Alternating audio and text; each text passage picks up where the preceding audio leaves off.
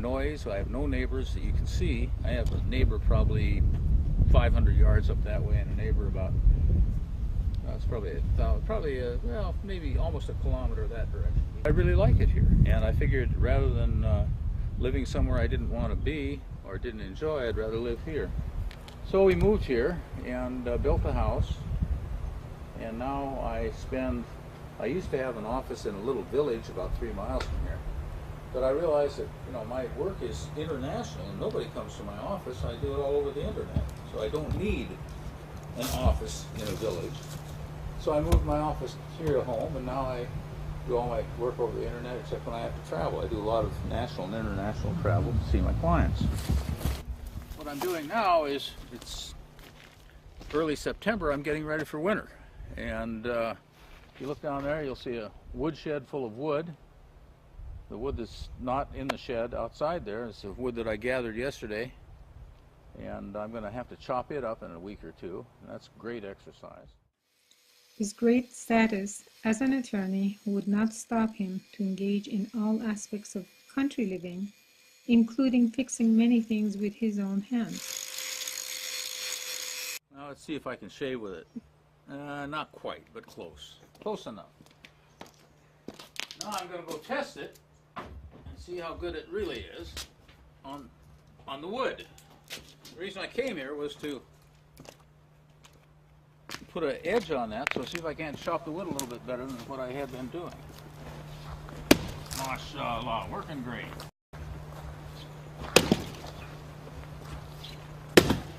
Yeah, that's the way it ought to be. Most of the time it's split like that.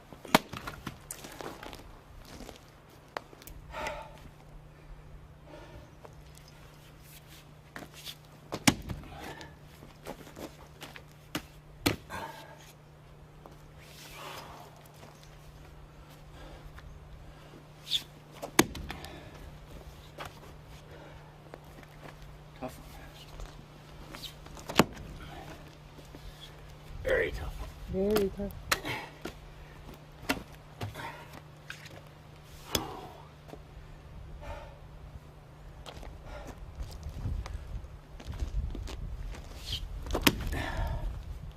Oh, you know what I'm gonna do?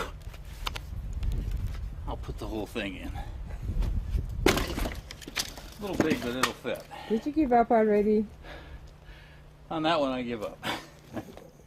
Considering severe winter approaching shortly in this area, he is fully prepared to face the extreme weather.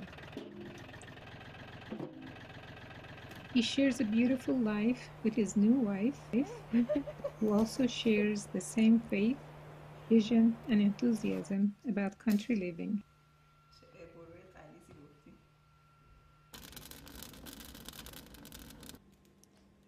He built this beautiful home with his former Christian wife, as they thought they would live the rest of their lives here together. It being from two different faiths was about to present a challenge for both, something they had not anticipated. Yeah, the question is, what's the difference between Christianity and Islam? And it boils down primarily to the oneness of God versus the Trinitarian approach. In addition, of course, Islam has a lot of, it has the Quran as the last revelation of God, and it provides instruction, guidance, and those sorts of things. But Islam is really an extension of both Judaism and Christianity, except that it got back on the Unitarian nature of God, the oneness of God. God has no partners, God has no equals. After the Christians went off onto that tangent 4 centuries after Jesus died, it's important to remember that the early Christians didn't believe that Jesus was the Son of God. It was debated. If you read the Bible pretty carefully, he said he is the Son of Man, not the Son of God. At least many references in the Bible. But later theologians took the idea and made him into the Son of God. Other differences include organizational structure. Many churches, certainly the Catholic Church and even a lot of Protestant churches have a very hierarchical structure, whereas Islam generally doesn't. I think my situation pretty well demonstrates that when people have fairly strongly held religious ideals and preferences, it's difficult if they are of different faiths, particularly. It makes just daily living difficult for them to get along with one another because of the various demands of the religion, rituals of the religion, and therefore I think that it makes a lot of sense for Christian to marry Christian, particularly, and the Catholic to marry a Catholic, Protestant to marry a Protestant, if they both feel strongly about it. Now, there are many situations where one party feels stronger about it than the other doesn't care so much. Those are the situations that they will last. But at the end of the day, I think it's good if people have congruity, I suppose would be the word, in their religious beliefs, so that they have the same understandings of the faith, same understandings of what their personal relationship to God is, and it just makes life a lot easier. Avoids a lot of stress. How your life has changed since you married? Well, it's just a lot more.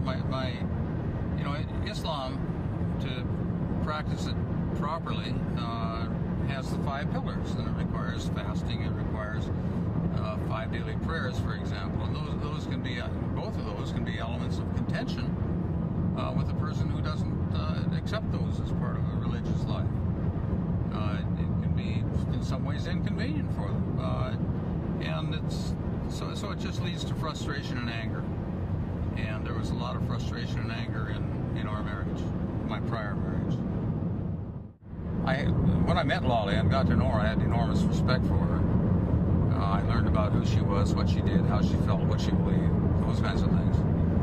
And so in the Muslim tradition, I suggested to Lolly that we get married, and she thought about it and decided it wouldn't be a terribly bad idea. I don't know if she thought it would be a good idea, but she wouldn't be a terribly bad idea. And so we were married at the Masjid Asab in October of 2008.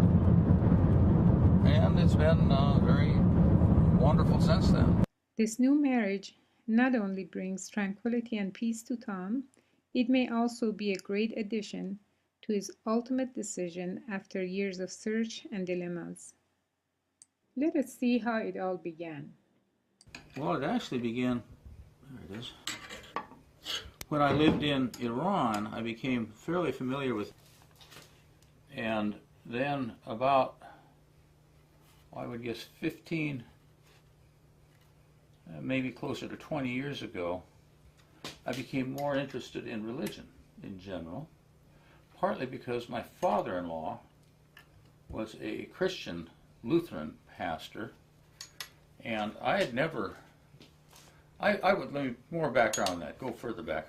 My father was what they call a Unitarian, and a Unitarian is a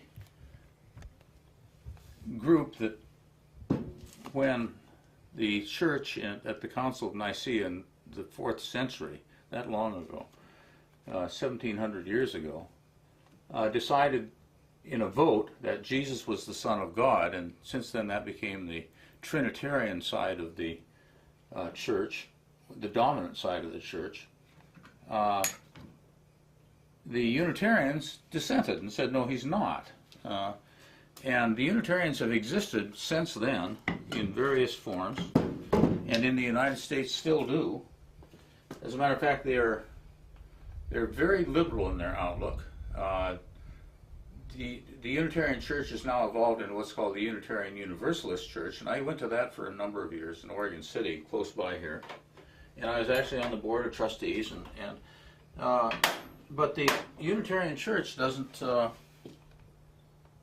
is not very rigorous. It's not very, it accommodates all, which is wonderful. It's an open church, but if you want to be an atheist or a Buddhist or a Goth or anything, you're welcome in the Unitarian Church. And I got thinking, well, the fact that it's nice that there is a place one can go to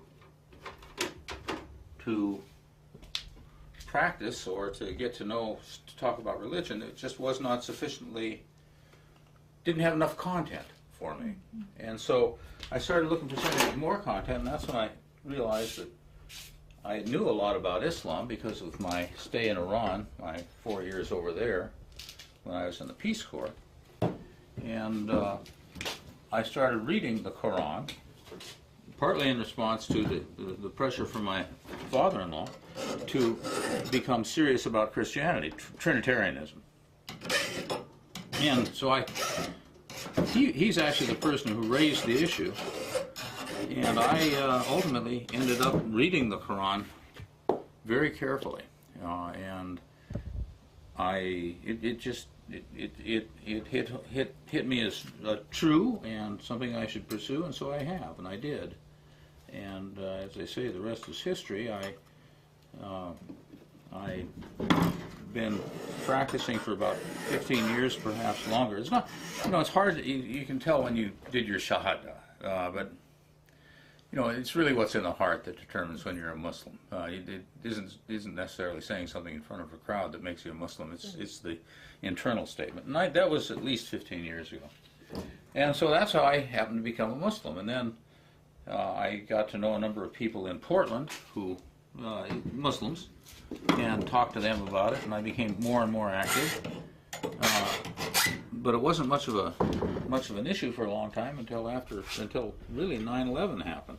One of the things becoming a Muslim did is it led me to have a greater interest in Palestinian issues, and I became very active in the Palestinian cause. And as a matter of fact, when I formed my own law firm in Portland, the first person I hired was a Muslim woman a Palestinian Muslim woman, born in the United States, who just graduated from law school at Berkeley, University of California, Berkeley. And so she's the one that got me terribly interested in the issues involved in Palestine. Since then, the next thing that happened, that was before 9/11, and before 9/11 I went over to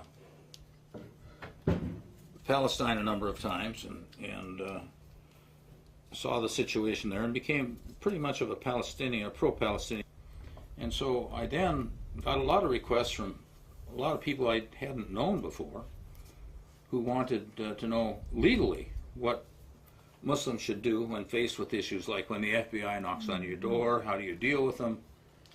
And so I started consulting and counseling those people, all on a pro bono, meaning free basis, telling them what they should do, what they shouldn't do. I really became active in the government's, quote, war on terror, which is really, in my opinion, a war on Islam.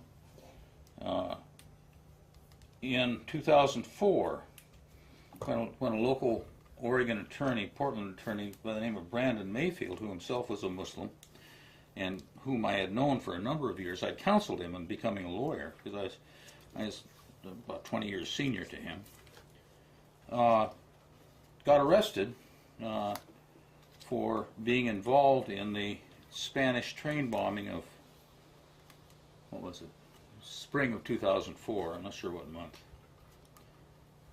The upshot of that was the FBI had, after totally claiming to the world that Mr. Mayfield was guilty, the Spanish authorities proved conclusively that the link between the bombing and Mr. Mayfield was fabricated and wrong. It was a false reading of a fingerprint, and Mr. Mayfield was freed.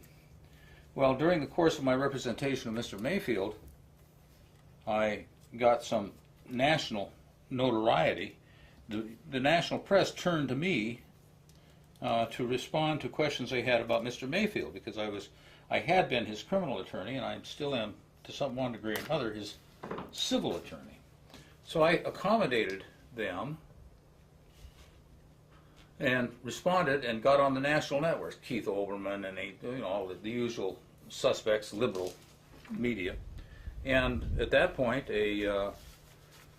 several attorneys in Washington, D.C. saw me talking about defending Muslims in Oregon, and they had a problem with the government in relation to Al Haramain Islamic Foundation, which was a charity down in Southern Oregon that had been raided and ultimately designated by the U.S. government, and two of its directors indicted. And I got involved in that case, and that's where it really began. So it's been kind of a evolving story. Paul LaRudy, it's announced here, a friend of mine who works on Palestinian matters, is going to get and fly a plane into Gaza to deliver humanitarian supplies instead of trying to go by boat. How do you feel about that? I'm in favor of it. I just don't think I want to be on the plane. It's going to be dangerous.